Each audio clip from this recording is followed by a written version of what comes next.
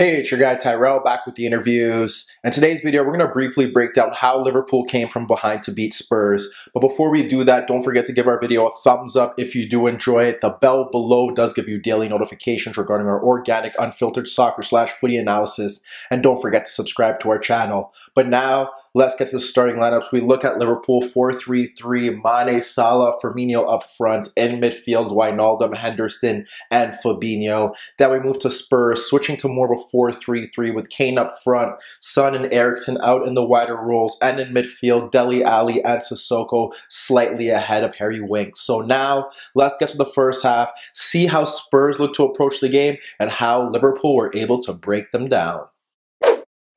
So when we break down Spurs against Liverpool, the key talking point here was how Spurs would approach the game, given the fact that they did go up 1-0 early, and it would be interesting to see how Liverpool would aim to break them down, given the issues that Liverpool have had in the Premier League over the past few weeks, finding ways to score goals. When we do look at the board, we have Spurs here in a 4-5-1 without the ball, and the way that they approached it was that they tried to ensure that they had players in wider areas to control Robertson and Alexander-Arnold from pushing forward, and then ensure that they were able to match up in midfield.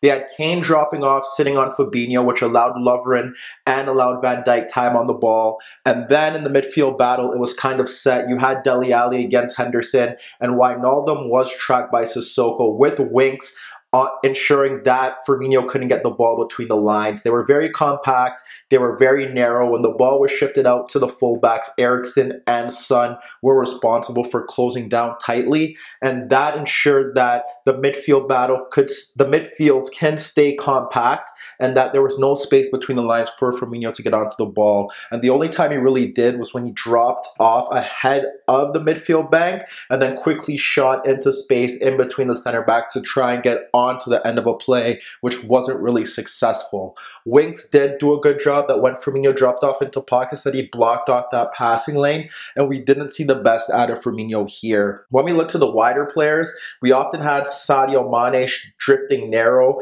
and pulling out Serge Aurier, so that would create an avenue for Robertson to push back Eriksen at will, and we'll get to that in a bit because we did see Robertson involved to some degree. On the opposite side, what we ended up happened to see was that Salah would also drift a bit narrow to sit ahead of Danny Rose, but on the flip side, what also happens is that we saw different players move into those zones. Often when we had Salah hold the touchline to pull out Rose, you'd see Henderson dart into space and behind Rose to try and pull out markers. Sometimes he'd pull out Davinson Sanchez.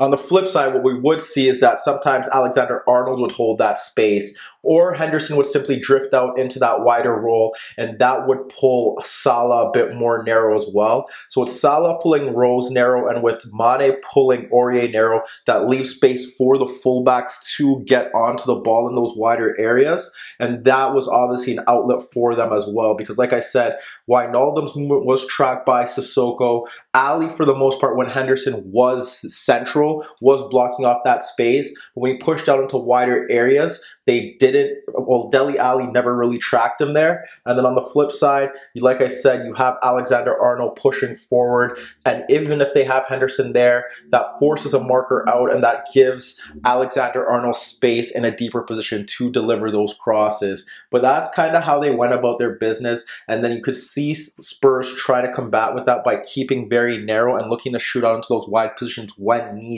be. And really, when you look at Spurs for the sake of it, they never really created chances in that first half. They got the goal earlier on in those opening seconds, and that does stem from Sissoko breaking two challenges in Fabinho, Wijnaldum, then forcing Van Dijk forward before switching the play out to Son. And that looked like their sole route to goal. Try to get Son in behind Alexander-Arnold, try to get Son to run at Alexander-Arnold. That did work because he ended up firing a shot off Lovren, which hit the crossbar, and Kane was able to equalize or take the lead. And shortly after that, in that first half, we saw it again where Sissoko was able to break past Fabinho, drive past Henderson, and then try to play the ball in behind Lovren for Kane, but Lovren was able to block that pass off. When you really look at it, their best chance stemmed from Liverpool trying to press and Spurs being able to bypass it. You have Mane pressing Toby Alderweireld, and he ends up sliding the ball out to Serge Aurier, and when Aurier gets the ball, that pulls out Robertson. Aurier then locates Eriksen in a more narrow role, dropping off to get the ball and pulling out Van Dijk. And when he plays the ball to Van Dijk, he runs off Robertson to get the return pass. That's when you see Son come a bit central, and we have Aurier play the ball to Son, who drops it off into the path of Eriksen. When Eriksen gets the ball, he plays a diagonal over Alexander-Arnold, and there we see Harry Kane pulling off of him. So when Kane pulls off, what we have to take into effect is that we have Van Dijk pulled out of position, and we see Dele Alli finally surge in between Alexander-Arnold and in between Lovren to break forward. So when Kane ends up hitting that ball first time, he tries to play it into the 6-yard box for Alli to tap in, but it just evades him. Alli ends up getting the ball back, and he tries to play a low cross into the box, and Lovren clears it into the path of Eriksen, but he slashes his shot wide. Besides that, Spurs never really had an in behind Liverpool's backline, and the first half was about how Liverpool were going to get in behind that Spurs defense. First, we have to look at Robertson, and when we do break down Robertson's chances, we see how he was getting free in behind Eriksen. So when we look to the first example, it's Firmino from a deeper position sliding the ball across wings into the path of Salah, who is ahead of Alderweireld. Salah ends up getting on the ball, and he slides it across a narrow Eriksen for Robertson to break forward, and Robertson ends up running past or trying to run past Eriksen, where he locates Mane pulling out Aurier in a narrow position. So he ends up playing the pass beyond Eriksen into Mane and gets it back as he runs by Eriksen, and he breaks towards the box, but he fires his low cross into the path of Gazzaniga. Shortly after that, we see it from a throw-in where we have Robertson play the ball into Mane coming across, and he ends up playing the ball back into Robertson. And what happens there is that we have Wijnaldum shifting over, and he drags out Harry Winks. But even before that, what ends up happening is that Robertson skips past Eriksen, and then Winks come across, and he's able to run across Winks. And when he gets towards the byline, he pulls the ball back to the edge of the box, and it's Alexander-Arnold breaking towards goal, and he fires a thunderbolt on goal that Gazzaniga pushes away. There we see two examples of Robertson getting in beyond Eriksen, which is what Pochettino probably didn't want and why he played a player out in that wider role, but Robertson was slowly winning that battle. Besides that, Liverpool had to play a bit more direct to get in behind the Spurs backline, and that's where they created their better chances. So when we look to the first example, it's Lovren with a lot of time to step forward, and he locates Mane making the run off Aurier ahead of Alderweireld. So when he clips the ball into that space, you have Mane running across Aurier, and he's able to nod the ball over Alderweireld into the path of Salah, running off Rose ahead of the center backs to volley a first-time effort on goal right at Gazzaniga. Shortly after that, we see a different approach, and this time they're exploiting the positioning of Son, which is he did get caught a bit too narrow at times, and Fabinho ended up sliding the ball out to Salah, who was holding the touchline. With Salah holding the touchline, what happens there is that we had Henderson ahead of Rose initially, so when the pass is played into Salah, Rose ends up having to push out to Salah, and that's where we see Henderson make that dart in behind Rose. What we end up seeing there is that with Son retreating, we end up having Salah split Son and split Rose to find Firmino ahead of Alderweireld, based off the fact that what ends up happening there is that we have Davinson Sanchez being pulled out, and Dele Alli ends up missing his sliding effort to intercept the pass. So Firmino ends up getting the ball ahead of Toby Alderweireld, and he ends up poking it back into Salah, who holds off Rose's challenge and then gets across the center backs to fire a shot on goal that Gazzaniga pushes away,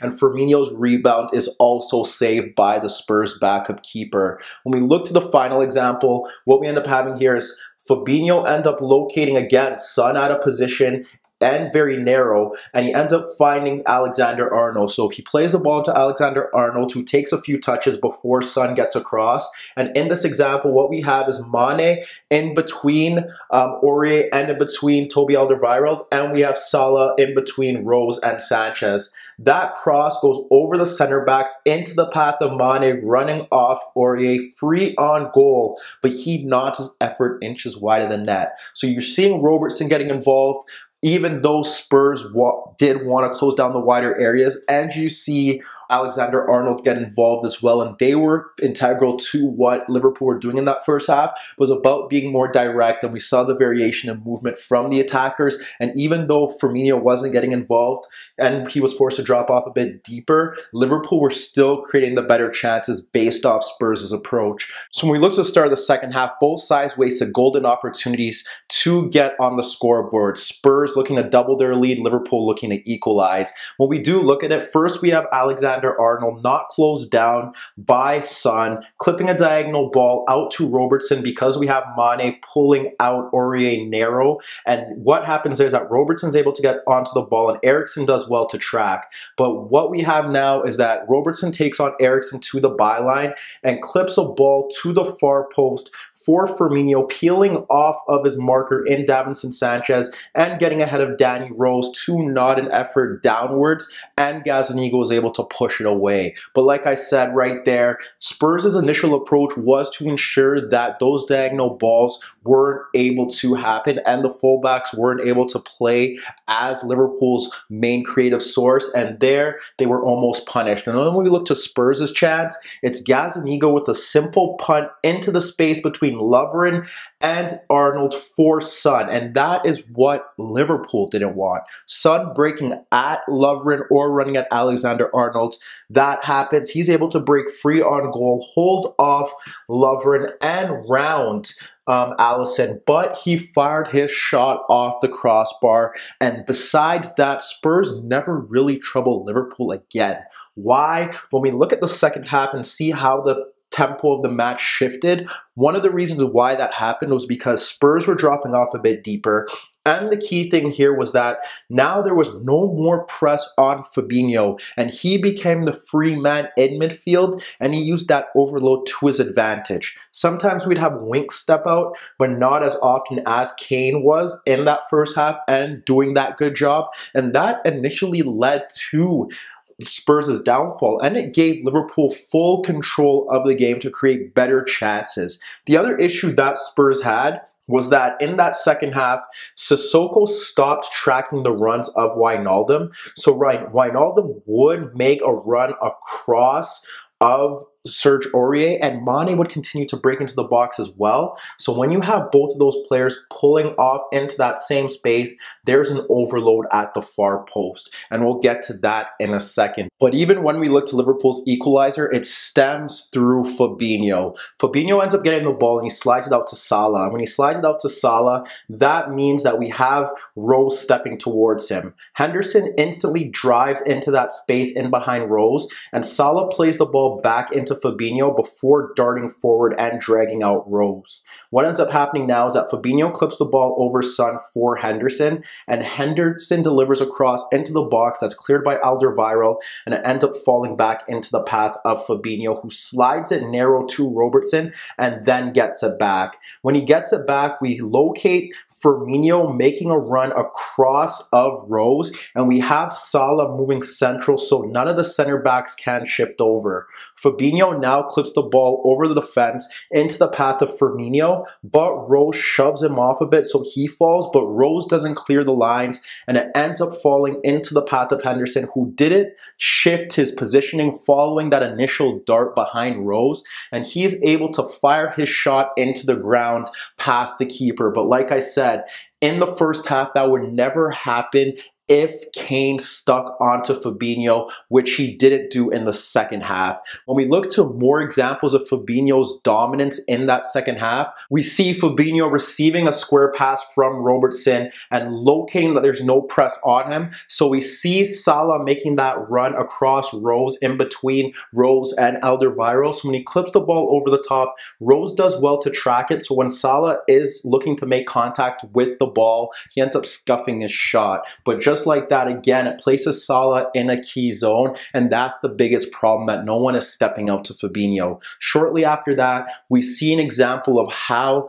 Wijnaldum and Mane were causing Spurs problems with their positioning. Again, we have Fabinho in a deep right zone, and he ends up clipping the ball into the far post. And what we end up seeing here is that both Mane and Wijnaldum do challenge for the ball ahead of Aurier. What ends up happening here is that Mane pulls off the back, and it allows Wijnaldum to get across of Aurier to guide an effort on goal that he possibly should have done better on. Shortly after that, we have Alexander-Arnold this time ahead of Danny Rose, and he delivers a similar cross from that right channel in towards that box. Mane does challenge it, and it ends up falling to Wijnaldum at the back post, but when he takes his first touch across the box, Toby Alderweireld does well to get across and ensure that he doesn't get a shot off. Besides that, we had situations where Alexander-Arnold from the throw-in also caused Spurs' backline a few problems. The first one, he throws it over Rose and Salah and Sanchez, because Salah's backing up into him, but no one tracks the run of Firmino, and he's able to dart into that right half space and nearly squeeze an effort past Gazzaniga. And the second example that we do look at, a throw into Salah, was able to hold off Sanchez, turn him inside out, and then fire a shot on goal. Spurs look to change the momentum of the game by bringing on Ndombele, but that never really worked out. And when you really look at it, those chances possibly should have led to more goals, and the manner in which Spurs end up conceding their goal is a shame. And not the fact that they did concede it from a spot kick, it was the simplicity of it. Simply losing the ball in midfield and having Alexander-Arnold clip the ball into the left channel. Aurier does a good job in dealing with Mane, but when he does lose the ball, the foul is inexcusable, and that is dropped points based off a simple mistake. And although they didn't really deserve it based off their approach and the chances that they did concede, they were still in the game, and you can't drop points at this level based off that. After the goal, nothing else really significantly shifted. We did have Spurs bring on Lucas Moura and push Sissoko to right back. Lo Celso eventually came on, and then with Liverpool, they brought on Milner for Wijnaldum, more of a like-for-like change due to energy, and then Salah was forced to leave the game. And when Salah left the game, they ended up bringing on Joe Gomez and moving more to a 4-4-2, dropping off into two banks of four without the ball. And what ended up happening there was that Spurs did create one of their better chances towards the end of the game, and it did see Toby Alderweireld split Mane and Firmino, who were acting as the two center forwards, to find Ndombele, and he clipped a diagonal over Alexander-Arnold for Danny Rose breaking into the box, and he was able to cut away from Alexander-Arnold and Gomez, but he fired his shot wide. Alderweireld also wasted a good effort, nodding a tame header on goal. But when we break down the game as a whole, Spurs' approach did make sense on paper, but they didn't have the players to execute it. Out in the wider areas, Eriksen and Son just couldn't cope with Alexander-Arnold and Robertson for the entire 90 minutes. And once Kane got off Fabinho, Liverpool began to create their better chances. And frankly, when you look at the game outside of the first few minutes of either half, Spurs never really tested Liverpool's backline. And once again, when we do look at Spurs, the weaknesses in the full-back areas is shocking. But let me know what you guys think. Does this improve your belief that Liverpool will win the title this season? And what about Spurs? Struggling in the league, will they finish in the top four? And will Mauricio Pochettino be their manager by the end of the season? Meet me in the comments below. Don't forget I upload videos every day, and don't forget to subscribe to my channel. If you like this video, give it a thumbs up. And that was your daily dose of the interviews.